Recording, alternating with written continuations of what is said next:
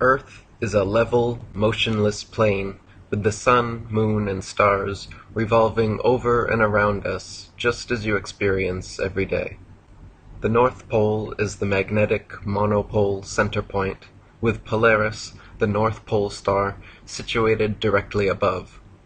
Polaris is the only motionless star in the heavens, with all the other constellations revolving perfect circles over the Earth every night. The so-called planets, known to the ancients as wandering stars, were named such because they were observed then, as we can observe today, to wander the heavens, taking their own unique spirograph-like patterns, making both forward and retrograde motions over and around the Earth during their cycles. Meanwhile, the fixed stars were named such because they were observed then, as we can observe today, to stay fixed in their constellation patterns night after night, year after year, century after century, never changing their relative positions.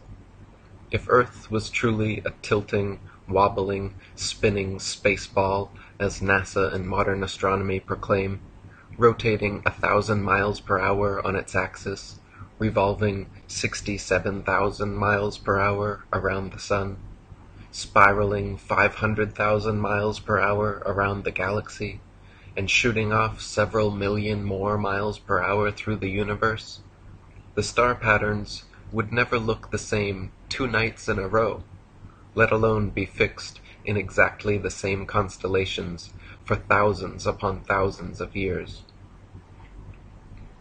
The reality is that the Earth and Polaris do not move, while everything else in the heavens revolves over Earth and around Polaris, east to west, like in a planetarium dome. Our Earth planetarium, however, is so vast that perspective won't allow any observer to see all the stars simultaneously from any one vantage point.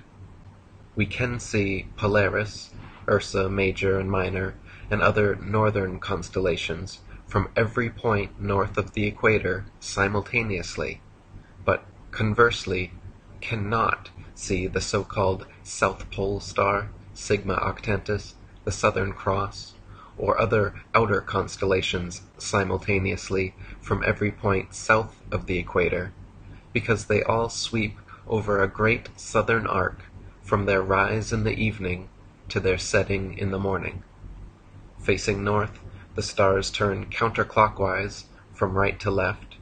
Facing south, they turn clockwise from left to right. Facing east, they rise in front and set behind, while facing west, they rise behind and set in front. So their apparent motion, angle, and inclination changes depending where you are on Earth and what direction you are facing. But their actual movement is always east to west.